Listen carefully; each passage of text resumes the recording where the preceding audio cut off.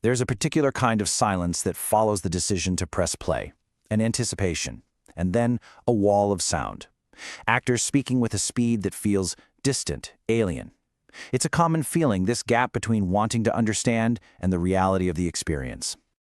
Our reflection begins with the challenge itself, then a look at two different responses to that challenge, one of frustration, the other of quiet persistence. We will observe a pattern that emerges and conclude with the principle that seems to underlie it all, starting small, staying consistent. Why is it that dialogue in film can feel so impenetrable? The speed of the actors, the unfamiliar slang. It's easy to miss a single crucial phrase, and in that moment, the entire narrative thread is lost. An act of leisure becomes a strenuous test. Perhaps this is a familiar feeling. You press play, for a moment you're keeping pace, and then the dialogue accelerates. Suddenly you're on the outside, looking in, piecing together fragments. It's a deeply frustrating experience. This internal struggle is perhaps best understood not as a concept, but as a story, an illustration of what so many experience. Consider Jake. He's 14. He loves action movies and has been waiting to see the new Spider-Man. The room is dark, the screen is bright, he is ready. But it only takes a few minutes.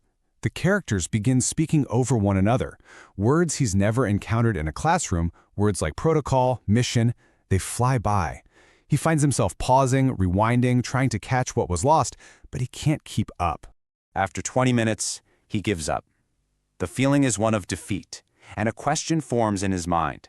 It is no longer about the film. It has become a question of his own ability, a moment of deep self-doubt. This is an emotional obstacle, more than a technical one. But there is another way to respond to this feeling, a different path, taken by someone else who faced the same wall. Sarah encountered the exact same problem. Her favorite romantic comedies felt just as incomprehensible, but where Jake felt defeat, Sarah felt a quiet resolve. She decided not to let the frustration win. Her approach was simple, almost counterintuitive. She did not attempt to conquer the entire film. Instead, she chose to focus on a single 2-minute scene each day. First, she would watch it with subtitles, connecting the sounds to the words. Then, she would watch it again without them. That was the entirety of her practice. Not a long, arduous study session, but 5 or 10 minutes carved out of the day. A small, manageable ritual.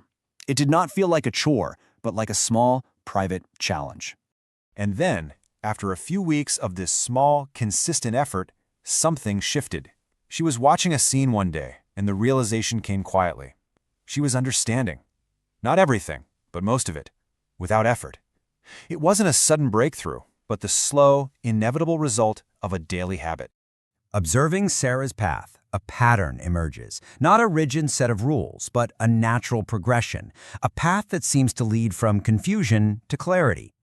The process often begins with simpler material, perhaps a children's film where the language is clearer. The first viewing of a clip is with subtitles, allowing the mind to map sounds to text.